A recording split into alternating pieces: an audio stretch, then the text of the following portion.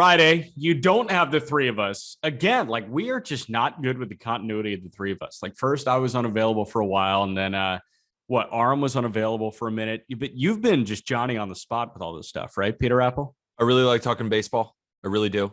Yeah, Aram is actually at Lone Depot Park. He's about to talk to Steven Strasburg over there. So it makes sense that he wouldn't be available Friday. I mean, talking to Strasburg is pretty cool. Well, so kind of building off what you said, when Aram and I can't get here, that's because we actually don't like talking about baseball. That's what it seems like. It seems like a very anti-talking about baseball from two of the co-hosts of this baseball show. You know, brutal honesty, I hate this sport. I'm only here for the money. I'm only here because I get rich doing this. Facts. So, that's why we do it anyway. Yeah, I had the choice between finance or like working at one of those big four companies in accounting or joining a baseball media startup. And I said, where's the real money at? I think I know the answer. We did, in fact, quit all of our jobs in order to do this. And it's been working out pretty well. We're definitely not rich yet, but I think we're headed in the right direction, Jack. I think we're headed in the right direction. I'm working like 4 jobs right now. Hey, first and foremost, happy All-Star balloting. It's officially open. We're going to give out our All-Star teams. Me and Ryan Finkelstein are collabing on our Just Baseball All-Star selections. I took the American League head-on. Fink took the National League head-on. But you also have some thoughts on your All-Star team. So how we're going to go through it, we'll go league by league. We'll pick a starter for all 7 or all 8 positions, a DH, and a starting pitcher. Just like you can do at MLB.com. But for, a little bit more detailed of an understanding of why we made our all-star selections, you can go to justbaseball.com. But you also have your all-star teams that you've been filling out that you want to get out there. Exactly. And I actually, when I was filling out the ballot, you can fill out a spot for the starting pitcher. I thought you couldn't. I thought it was just hitters. So I didn't even bring a starting pitcher to the table. You can't fill out for the starting pitcher. We are guessing who the starting pitcher was going to be. I like that. I can bring it. I can bring it. Perfect. Before we get into that, Gabriel Moreno just got the call. He's going to make his major league debut either today, tomorrow, or Sunday. Gabriel Moreno was a top 10 prospect by every outlet in baseball, pretty much. We had him in our top 10 at justbaseball.com. Arm Layton's been in love with him for a while. Last year, across rookie ball, AA, and AAA, again, injury shortened, played 32 games at AA. Only played 37 minor league games, but he slashed 367, 434, 626. In 35 games with AAA Buffalo right now as a 22-year-old, he's slashing 323, 377, 406. So he's got a 783 OPS, just 1 homer, but 28 driven in, and just 25 strikeouts and 146 plate appearances. So this is a bat-to-ball catcher, much like the guy who might be the starting catcher in the American League, Alejandro Kirk. And Moreno's going to come up, provide way better defense, even though Kirk is a pretty solid framer. And this is a move that could enhance the Blue Jays right away. Not only can it enhance the Blue Jays on the field, but it definitely enhances some trade chips. Because if Gabriel Moreno comes up and has a good couple of weeks before the deadline, I'm not saying that he is going to get dealt, and I'm not saying Alejandro Kirk is going to get dealt either. But what the Blue Jays now have is a surplus of crazy talented catchers that they could get a huge starting pitcher or one of the best players at the deadline using one of these 2 guys. Will they do so? Not exactly sure. Probably not. I wouldn't if I were them, at least at this point in both of their development, but it is something to watch because they do have 2 catchers for 1 position, but Kirk can play a lot of DH. So that's a good thing too. So I think the chances of just one of these catchers being on the roster at the end of the year is about 5%. I bet 95% they hold both. But what this does is this allows them to dish out a healthy Danny Jansen who can help another team. If you can make a mutually beneficial deal involving Danny Jansen or maybe Zach Collins, that's great. You just take out some of the clog behind the plate. Moreno is the better defensive catcher of the 2, but Kirk is still a pretty solid framer. He's got, a wet spaghetti noodle for an arm, but that's okay. If you've got Kirk and Moreno, and Kirk for the most part is DHing and Moreno for the most part is catching, Jansen becomes available. Zach Collins becomes available. Move them, go get complementary pieces. If you want another reliever, Danny Jansen can get you a really good one. Zach Collins can get you a mediocre one. there's power in numbers, and they've got a top 10 prospect in baseball coming up. Certainly power in numbers, and you're totally right. Danny Jansen becomes expendable, and Danny Jansen could be a starter for a team or a very valuable backup for a playoff contender. My thinking is, could Gabriel Moreno be packaged in a deal for Luis Castillo and a reliever? I don't think I wouldn't do it. Yeah, it's just something to think about. I'm saying that they have all of this leverage now with both of those catchers that they could make something like that, or they could just have two of the most talented young catchers in the game on their roster and deploy them in any way they want. It's a win-win right now, and I'm just excited to watch Gabriel Moreno play. If you've got a really good young baseball player, bring him up. It's working for Atlanta and Michael Harris. I think it's going to work for Toronto and Gabriel Moreno. Like, if you've got a guy that's ready, you don't have to hold him in the minors. Just bring him up. Like, let him have fun. Let's talk about Michael Harris for a second. Had a double in last night's game. Lefty. Dude hits pellets, and he's a good defender out there in the outfield too.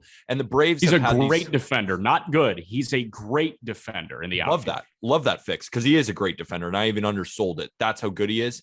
And it's funny because they've had Drew Waters and they've had some other outfield prospects that haven't exactly panned out. Pache? Michael Harris, Christian Pache, who's now on the Oakland A's, who's defending well, but I don't know if he's ever going to hit. Now Michael Harris seems to be that best outfielder that they've been searching for since Ronald Acuna Jr. Yes. And Acuna is, the right fielder moving forward. Michael Harris, what's so fun about him is, much like what Aram was saying, he's the type of guy, a la Alek Thomas, that can just hit the ground running. With Mississippi, 43 games, he hit 305 with an 878 OPS. He's still hitting 263. He's got no pops so far. He's still looking for that first career homer, but he's 10 games in. This is the guy who's going to end this year, I think, hitting 265 to 270 after being a 300 hitter in the minor leagues, because that's the type of bat that you've got. The bat to ball, 9 strikeouts and 38 plate appearances. I'll take a 25% K rate from this guy. That's not bad at all. No, it's good. And he's 21 years old. I mean, What are we expecting? We weren't expecting him to come up. I was expecting him to come up and strike out like 35% rate. He's 21 years old.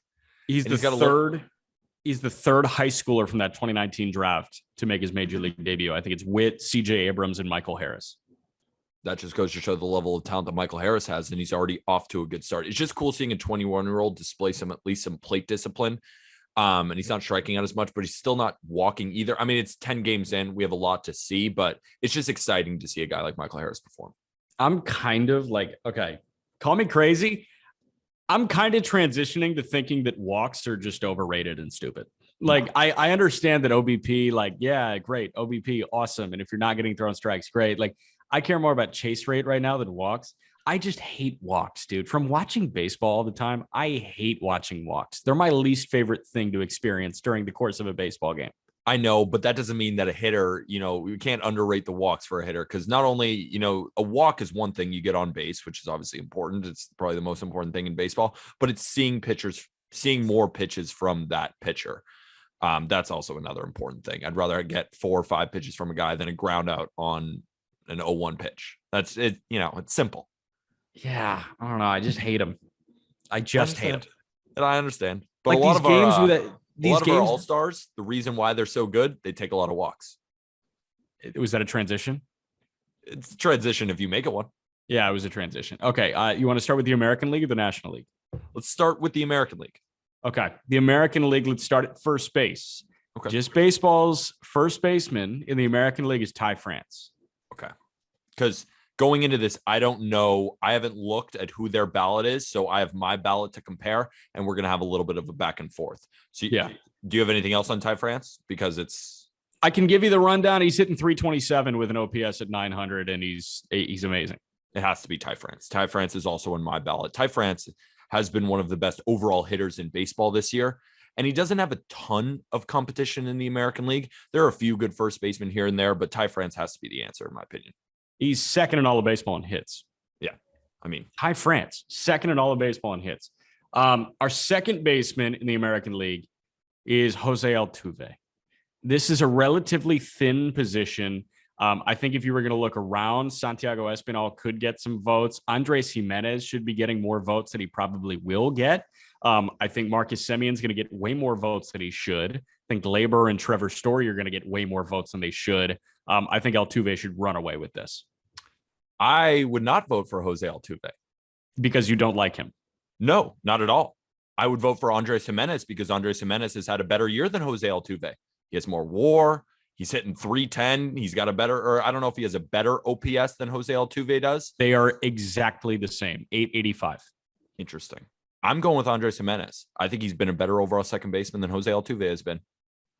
I'm going to give Altuve the benefit of the doubt just because he's on the way better team. That's it? That can't be it. He's also Jose Altuve, like all-star starter. I know that nobody's voting for Andres Gimenez. But it's who we think deserves it. And Andres Gimenez has been a better defender. He has more WAR. I'm going with Andres Gimenez. He's hitting 310. Give me that. I want that.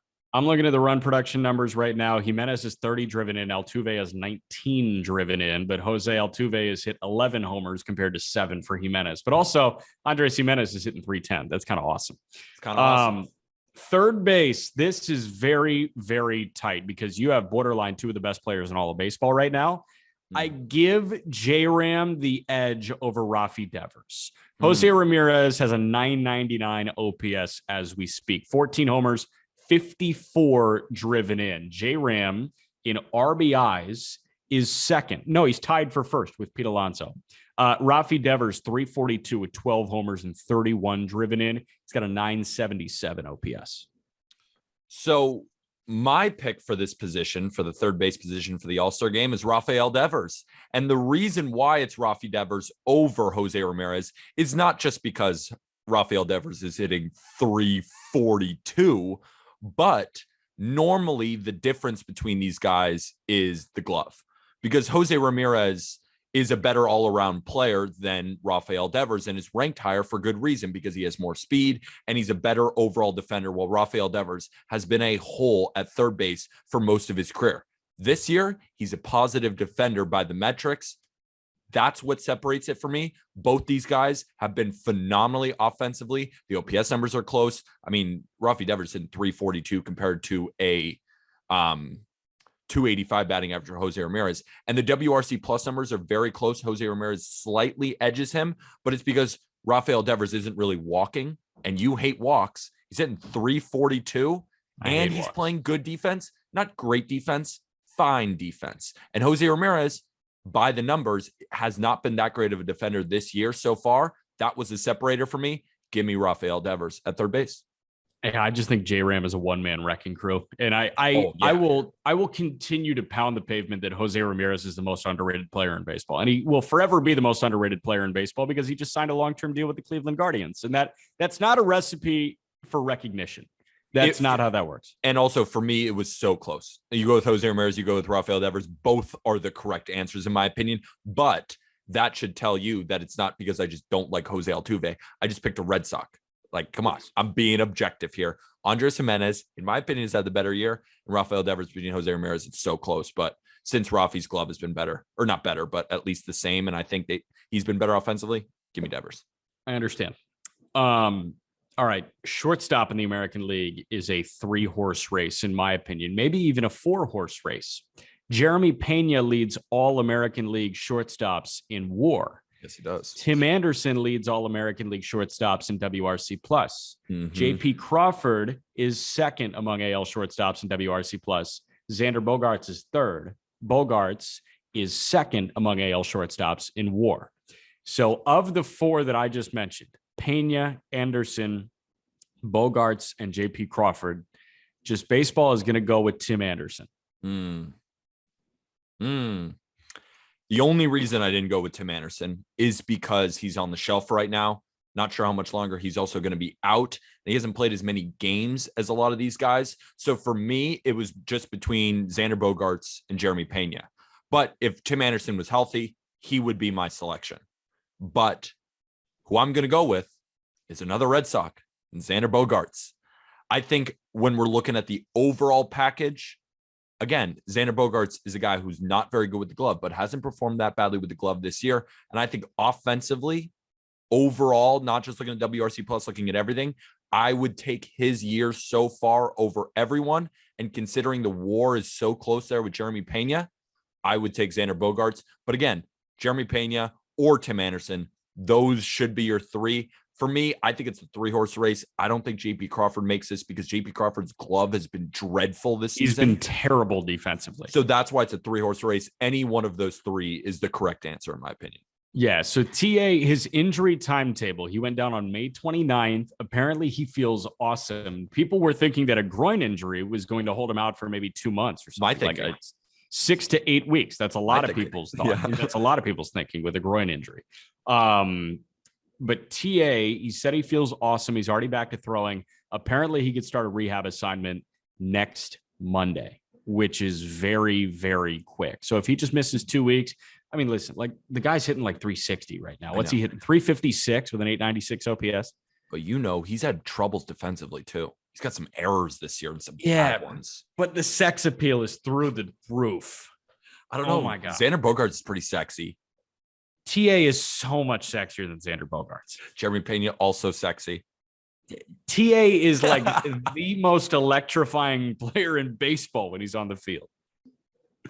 No, I respect it. Tim Anderson, you said it yourself, the groin injury, I thought it was going to help hold him out a little bit longer. I know I've heard that he feels great, but I feel like Tim Anderson always feels great because he's a king.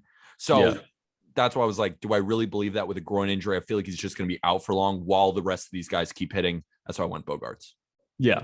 All right. The catcher in the American League is the guy hitting 131 with a 449 OPS. It's Martin Maldonado of the Houston Astros. No. It's Alejandro Kirk of the Toronto Blue Jays. Kirk hitting 322 with 5 homers, 16 driven in, and an 878 OPS. There's nobody anywhere close to Alejandro Kirk. It's a really bad catching crop right now. It is. The only name I think you could throw in there is Sean Murphy, but Alejandro Sean Kirk Murphy's got a 650 OPS. That's like, yeah. I mean, if we're looking at just WAR totals, that's what I was looking at too. But yeah, I wouldn't vote for Sean Murphy. I would vote for Alejandro Kirk for my all-star catcher. I think it's a clear choice here. I think Alejandro Kirk has been far and away the best catcher in the American League when you look at every metric and how great he's been behind the plate framing the ball. He doesn't have a good arm. It's confirmed. I saw it. It's bad. And he's not the most athletic blocker, but man, can he frame? He can get some strikes. Give me Kirk. Outfield. There are 2 clear cut, and then it gets tricky. Aaron Judge and Mike Trout. Aaron Judge and Mike Trout should be in the All-Star game, no doubt about it. Now you have the conversation between Byron Buxton, George Springer, Kyle Tucker, Giancarlo Stanton, and Taylor Ward for that final spot. That's deep as shit. Really good. I'm going to go with Springer because what he has supplied to that Toronto offense has been great. 850 OPS, 11 homers, 30 driven in. He's been one of the best power outfielders and all-around outfielders in baseball so far. Tucker's been really good as well. 10 homers, 34 driven in, 834 OPS. And then Taylor Ward, he's still got an OPS over 1,000, but he's in and out of the lineup right now. It's tough. It's very tough. And Giancarlo has obviously been great. Byron Buxton was actually my initial thought here because Buxton, while, some numbers like the batting average might not be there, Buxton's power numbers and his overall electricity are amazing, and the Twins are in first place. I just think Springer's the guy. I was also between Springer and Kyle Tucker. Buxton's been dealing with a little bit of injuries too, and some of those numbers were just too low for me to give him the all-star nod. But my player, my last outfield spot is going to Kyle Tucker of the Houston Astros. I feel like Kyle Tucker has had one of the more under the radar seasons. You talk about the home run totals at 10. How about 10 stolen bases as well? You said it yourself, an 834 OPS. But what I've loved from Kyle Tucker too is the all-around game from him. You can't really strike him out, and you can't really get him out because he's hitting 321 off breaking balls and 260 off fastballs. And then on the other side, he's been one of the best defensive outfielders in baseball this year. If I'm looking at the full package, I think Kyle Tucker gets slightly the better nod over George Springer. The WAR would say that as well. That's why I'm going with Kyle Tucker. But again, George Springer, no wrong answers here. 100%. DH. It's so weird to say that JD Martinez, who's hitting 353, is not the pick. It's got to be Yordan Alvarez. Has to be. Yordan Alvarez has to be the DH in the American League for the reason of he might be the best hitter in the American League outside of Aaron Judge and Mike Trout right now. He might be the best hitter in baseball outside of Judge and Trout. Juan Soto's pretty good. Soto's hitting like 220. Who do you think is a better hitter, Juan Soto or Yordan Alvarez? Like a better overall hitter? Yeah. Juan Soto. This year, Yordan. Yes. But I'm saying, like, who do you really think? You know what I'm saying? Yeah, I mean, going forward for the next decade, like, part of me's thinking Yordan Alvarez. Just because of what he can provide in the power department. He's fetty-whopping baseball right now. 17 homers, 38 driven in. That's Roger Sherman at the Ringer. Whenever he sees a college football score 38-17, that team is getting fetty-whopped 17-38. Yeah, that's a good one. Yordan, I think right now it's easy to say that Yordan is better than Juan Soto because Juan Soto is performing at his lowest that he's been, and Yordan's performing at the highest that he's ever been. But I think when these numbers start to normalize, Juan Soto is still maybe the best overall hitter in baseball. But you're right. There aren't that many hitters above Yordan, but still, I mean, we got to give it, like, I would still say Acuna is a better hitter. I think Mookie could be argued as a better hitter. You could say Tatis is a better hitter. I think there's still a lot of guys that we can throw in that conversation over Yordan. And I think everybody's freaking out a little bit too much about how well he's doing right now. Do I think it's going to continue? Did I call him a Hall of Famer like 2 years ago because I truly believe that he will be? Absolutely. But right now, let's take a chill pill for a second. 100%. My starting pitcher in the American League, and you can't vote for it. It's as deep as they possibly come. We were talking about it yesterday, Nestor Cortez, Shane McClanahan, Alek Manoah, Kevin Gausman, Justin Verlander, Martin Perez. I'm going with Verlander because he leads all American League starters in innings pitched and whip. Like, Verlander is turning back the clock, and he's just been a beast. And I think that with the people who vote on the starters, on the pitchers, I think they're going to side with Verlander over one of these young guys that is just bursting onto the scene with Cortez and McClanahan. And I don't think that Martin Perez will get that start. Now, if Martin Perez continues to do what he's doing, there's a chance. But I think that Verlander probably gets the nod. Is that who you would start, or are you guessing who you think gets the start? I think Verlander is going to get the start personally because I have a crush on him. Shane McClanahan is my starter. Okay, there we go. That's the real Jack McMullen coming out. He wants Shane McClanahan, but you think Justin Verlander will be the starter based on the voters? Yes, McClanahan's the MLB leader in strikeouts right now, and he's also got a 2.10 ERA. My starting pitcher in the American League is none other than Nestor Cortez Jr. Because, of course, it's going to be Nestor. Will it be Nestor? I don't know. And I know I just said, of course. We really don't know. He just had his worst start of the season. He gave up 4 earned runs in 4 2/3 innings. Is he coming back down to earth? I don't think so. I think Nestor is going to turn back another great start in his next outing, and he's going to continue to dominate. Nestor Cortez Jr. has done everything possible to deserve this start. It would be the most fun start ever. Imagine a guy throwing 90 miles an hour with a mustache, 5'10", with all these enormous pitchers and Garrett Cole and Verlander and McClanahan. But it's funny, Nestor Cortez Jr. even at 94 miles an hour yesterday. I'm giving Nestor the start. I think he's earned it. He's still got a 1.96 ERA, even with that bad start yesterday. We haven't seen a starter like Nestor since Dallas Keuchel started the All-Star game in his Cy Young year. You remember that? He said pregame, I'm going to throw my first pitch as hard as I possibly can. And it was an 89-mile-an-hour sinker on the lower outside corner. Good pitch. It was perfect. Shout out Kid Keuchel, recently DFA'd, now the Diamondbacks Kid Keuchel. Yeah, him on the Diamondbacks is going to be awesome. Yeah, him and Cole Tucker on the Diamondbacks. That's going to be great. All right, National League. Ryan Finkelstein took care of the National League. That's available at justbaseball.com. Starting with first base, he somehow got away from the co-leader in RBIs, Pete Alonso, for maybe the best hitter on the planet at this moment. Paul Goldschmidt sitting 341. You could make the argument Paul Goldschmidt is the MVP. Paul Goldschmidt absolutely should be starting at first base. Love Pete Alonso. Pete Alonso's had a great year. Goldie is the starter, far and away. I wish Matt Olson was having a better year.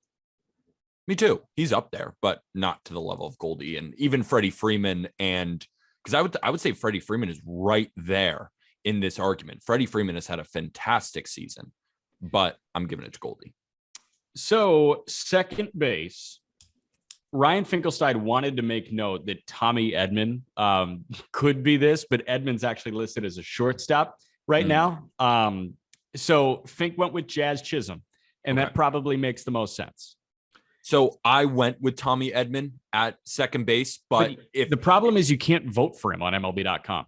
That's the problem. So I also went with Jazz Chisholm. I think the best second baseman this year, if we're looking at guys who have played there, has been Tommy Edman, but it's so slight. And Jazz Chisholm, you can vote for him at second base. So Jazz Chisholm will be my pick for the second baseman in the National League. I think you also got to give some love to Jeff McNeil. Jeff McNeil's hitting 314, and McNeil has been awesome, and you actually can vote for him for the NL second baseman. I wanted to vote for Jeff McNeil in the outfield, but unfortunately couldn't do that. It's at second base. NL outfield is very, very thin. Fink was running into that problem. At third base, Ryan Finkelstein chose the shoe-in, Manny Machado. How can you not have Manny Machado start at third base for your all-star team? He's maybe been the best player in the entire sport this year outside of Aaron Judge. Yeah, Nolan Arenado, I mean, he fell from the heavens. He was sky high, and now he's rocking an 829 OPS. Yeah, he's been struggling lately. Not good. I don't know. I think he'll be fine. Austin Riley. Arenado. Also, did you see that play Arenado made on the bunt, the jump throw?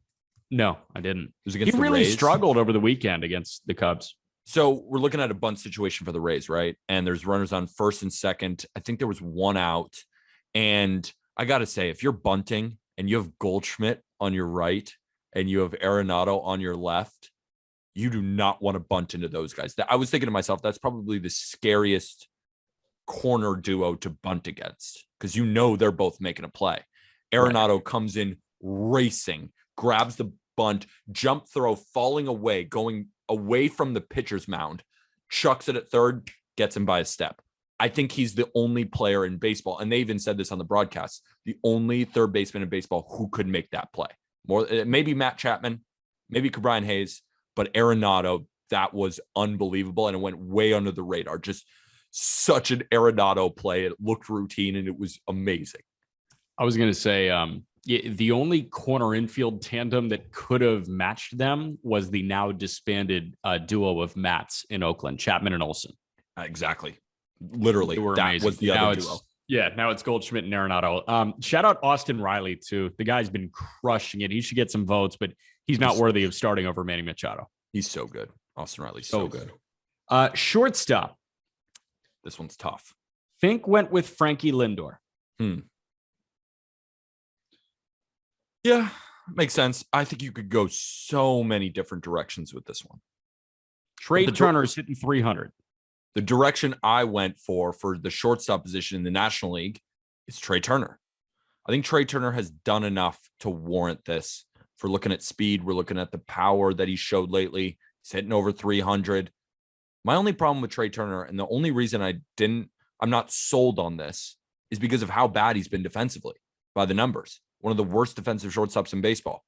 But because it was so close, and it's not like Frankie Lindor has been an incredible defender this year either, I went with Trey Turner, but it was probably my least confident pick out of the entire slate that we have to choose from.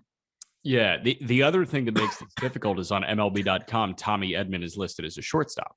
I know, and you could probably go with Edman. I don't make think the that's case. a bad decision. Yeah, you could make really the case for Edman. But he's a second baseman. He is. Yeah, he is. He is. But now that Gorman's up, Edman's a shortstop. I know, but he is, He's the best second baseman. Like, he is the best defensive second baseman in baseball. He's just one of the best middle infielder defenders. Dude, he just defends the middle infield. That's what he does. He's so ridiculously good. I love Tommy Edman. How can you not? Wilson Contreras is the NL catcher, and it's not particularly close. Shout out to Dalton Varsho. He's been really good, and he's been really what's the word I'm looking for? He plays center and catcher. Versatile. Yeah, that's right. The word guy couldn't pull versatile out of his ass. But yeah, I mean, shout out Varsho, but I mean, it has to be Wilson Contreras. The starting catcher in the National League, no doubt, has to be Wilson Contreras. He is one of the best players in baseball right now, offensively, and defensively, he's playing pretty well too. he's going to be a huge deadline piece if the Cubs decide to get rid of him as his contract is expiring. I think they should. I think they should too. But will they? We don't know because we can't figure them out. I don't know. They just avoided arbitration with him. They came to an agreement for this year. But we'll see what that looks like. Yeah. The outfield in the National League is top heavy. And by top heavy, I mean there's one player. Yeah. Mookie Betts. Mookie Betts is the lone shoe-in outfield starter in the National League. Mookie Betts, no doubt about it, is the number one outfielder in the National League. Aside from that, Ryan Finkelstein chose Brandon Nimmo. Feels a little bit like a homer pick, but Nimmo's been good. And then for that third spot, he thought about two Giants. He thought about Jock Peterson, who I kind of dig. I dig that thought.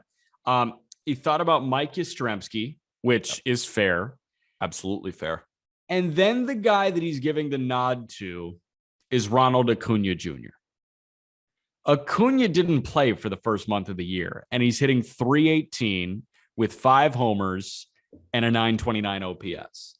And he's also already swiped 10 bags.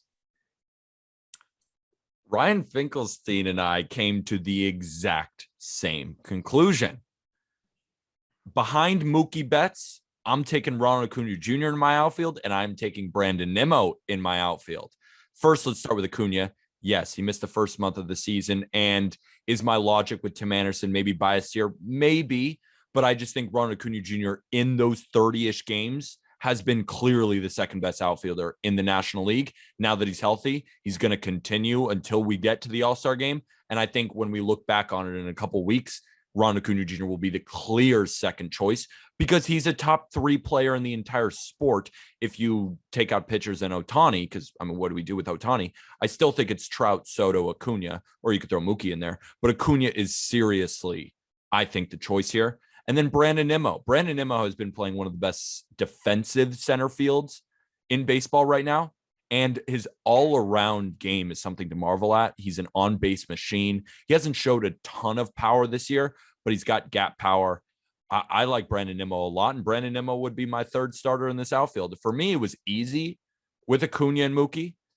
Not easy, but Acuna missed a month. It can't be easy. But it was easy when comparing him to the rest of the outfielders. Like I would choose Acuna over Jock Peterson. I would choose Acuna over Mike Yastrzemski. But if you put Jock Peterson or Yastrzemski in there, I think they're good picks. But that's what I'm going with. I think Jock's a really good pick. I think Jock could start. I don't know. It's interesting. Also would totally be here for the comedy if Tommy Pham was one of the leading vote getters. Like he's not all-star worthy, but it would, for the pure hilarity of the situation, if Tommy Pham and Jock Peterson were both NL All-Stars and Mike Trout was an AL All-Star, oh my God, I would be so here for that. Should we move on to the DH? Because the DH is also very easy because this guy should be an outfielder, but unfortunately he's been hurt for a little while. Yep, you're right. Daniel Vogelbach of the Pittsburgh Pirates is the NL starting DH. Exactly my thinking as well. Bryce Harper of the Philadelphia Phillies is the NL starting DH. It has to be Bryce Harper. Bryce Harper is going for his second consecutive MVP, and he's hitting like one right now. Bryce Harper has to be the DH in the National League, followed very closely by Dan Vogelbach. Sandy Alcantara just threw 9 innings yesterday. He threw 105 pitches, 84 for strikes. That's an 80% strike percentage. Joe Musgrove is also really good at pitching. So my NL starter, is Joe Musgrove. I had Joe Musgrove. I still think Joe Musgrove has had the best season so far. But if you want to go Sandy, I ain't stopping you because Sandy has been unreal. It's between those two for me. I went with Musgrove, but if you go with Sandy, I think that's also correct. Sandy has been unfreaking believable. Did you put any money down on Musgrove plus 2,800 at the beginning of the year? No. You got to start listening, man. I know. Well, I have so many of my own futures that I got, so I can't just be deploying units on more futures, even though I love that pick, and I should have because of your Jonathan India pick last year. You've been pretty sharp. Yeah, but Sandy looks like who? Bob Gibson? I don't know. Steve Carlton? You know what he looks like? He looks like no, it's not a good comp. I was going to say Zach Wheeler from last year. No, Sandy. No, Somebody he looks like the best version of Sandy Alcantara that there is. Yeah. I'm gonna pull it up because I don't want to get this wrong. Somebody compared Sandy Alcantara, what he's doing right now, to that prime like 2-year stretch of Jake Arrieta. Oh, And I thought that was perfect because Arietta was just an innings eater. Let's see. I mean, Aram did it. Sarah Langs did it as well. Eli Sussman. That's right. Eli Sussman of Fish Stripes. He said, Sandy Alcantara reminds me so much of Jake Arrieta. And I thought that was absolutely perfect. I think that's perfect too. Did he drop any numbers or anything? Like, are their numbers pretty similar? Yes. Let me thread this here. Okay. Sandy Alcantara in 2022, 296 FIP, 16.6 K minus walk rate. So you take the strikeout percentage, you subtract the walk percentage at 16.6%, 0.44 home runs allowed per 9 innings, and a 54% ground ball rate. Arietta from 2014 to 2017, a 304 FIP, so ever slightly higher, an 18.0 strikeout minus walk rate, so a little bit better, 0.65 home runs per 9, so about 0.2 of a homer up, and then a 51% ground ball rate. So Sandy's ground ball rate is 2% better, but those look almost identical there. And Jake Arrieta won a Cy Young. Yeah, I mean, yeah, he threw a no-hitter. Didn't he throw 2 no-hitters? I think he only threw 1. I don't think he had 2 no-hitters, did he? Jake Arrieta, I want to say, had 2 no-hitters. You're pulling up more stats again. Jake Arrieta, no-hitters. Jake Arrieta, list of Chicago Cubs no-hitters. Arrieta threw 2, August 30th, 2015 in LA, April 21st, 2016 in Cincinnati. I remember the Cincinnati one. Forgot the LA one. Yeah, LA one, he was great. Good for you, Jake Arrieta. One of the notes on Wikipedia, first Cubs no-hitter by a bearded pitcher. Great. Who was is Marcus Stroman going to be the next beardless pitcher to throw a no-hitter for the Chicago Cubs? No. Yeah, maybe not. Couple of guys that could possibly do it. Caleb Killian, who just recently made his major league debut. DJ Hers is shoving in the minor leagues right now. Okay. And I think that's about it. I think Keegan Thompson could get a no-hitter on a great day at Wrigley. No, he can't. Keegan Thompson I know he just got shellacked by the Orioles. Yeah, he just got blown up. On the road, though. Keegan Thompson at home. I think if he has, I think if the Rockies were coming off a long homestand and then had to fly to Wrigley without an off day, I think Keegan Thompson could throw a no-hitter against them. Denver is sneaky way closer to Chicago than you think. I know. Still after a long homestand. That's not a bad flight, though. It's not a bad flight. I need a terrible flight. I need, like, if that game was played in London, Cubs Rockies in London after a long homestand. The problem is Illinois is right in the middle of the country. So, I mean, I get the Marlins maybe off a long homestand coming in from Miami. Could be a possible one. I don't think so, but the air is Diamondbacks coming from Arizona down there. Maybe Oakland. It's tough. I still need the stars to align with like a game in London. Okay. Or like maybe Tokyo in March. I think that makes sense. So we go over just our all-star ballots to finish, because in my American League ballot, looks like Alejandro Kirk at catcher, Ty France at first base, Andres Jimenez of the Cleveland Guardians at second, Rafael Devers at third, Xander Bogaerts at shortstop, Aaron Judge, Mike Trout, and Kyle Tucker in my outfield, with Yordan Alvarez at DH. Nestor Cortez Jr. is getting the starting nod for me. In the National League, I have Wilson Contreras starting at catcher, Paul Goldschmidt of the St. Louis Cardinals, of course, starting at first base, Jazz Chisholm starting at second, third base, Manny Machado, shortstop, Trey Turner, outfield, I got Mookie Betts, Acuna Jr., Brandon Nimmo, and at DH, give me Bryce Harper. And then starting in the National League, Joe Musgrove. Yeah, just baseballs. In the American League, Ty France is the first baseman, Jose Altuve at second, Jose Ramirez at third, Tim Anderson the shortstop, Alejandro Kirk the catcher. The three outfielders are Aaron Judge, Mike Trout, and George Springer. Yordan Alvarez is the DH. The starting pitcher is Justin Verlander with a soft spot for Shane McClanahan. In the National League, the first baseman, Paul Goldschmidt, Jazz Chisholm will be at second, Francisco Lindor is the shortstop, Manny Machado at third. The three outfielders are Mookie Betts, Brandon Nimmo, and Ronald Acuna Jr. The catchers, Wilson Contreras. The DH is Bryce Harper, and Sandy Alcantara would get the start. And that'll do it for this episode of the Just Baseball Show. Click the link in our episode description. Download that Loop app because you get a free $20 just for doing so. We also have some new merch coming out on Just Baseball. The merch link is also in our episode description. Give us a follow on Twitter at JustBBMedia and on TikTok, Instagram at Just Baseball Fans. And we have a ton more articles being written on justbaseball.com. And after you're done listening to this video, check out Arm's podcast, The Call Up, talking prospects on his podcast all season long, as well as Colby and I talking fantasy baseball, not gambling advice, answering your questions on a mailbag on Friday's episode. Also, the State of Division podcast covering every division, 15 minutes, 6 days a week, as well as the Boys of Spring podcast, because we got some more college baseball popping off. Super regional start today. Get your popcorn ready because Tennessee is probably going to make it. Also, shout out LSU fans for making fun of me for taking Southern Miss. Southern Miss. It's pretty good. Sorry, LSU. See you next year. You had LSU fans make fun of you? I did. Well, on TikTok, when we put out that thing where I said Southern Miss for sure is going to win, they said LSU, LSU, LSU. And I commented, watch out for Southern Miss's pitching. And I had like 6 or 7 comments calling me an idiot. So I'm just saying, Got you. A couple weeks back, I was at one of the Braves replica ring giveaways. I think I'm going to wear this thing to a party this weekend. You're like, yeah, this is real. I got a new shipment in from Loop. Oh, what'd you buy? More Bowman?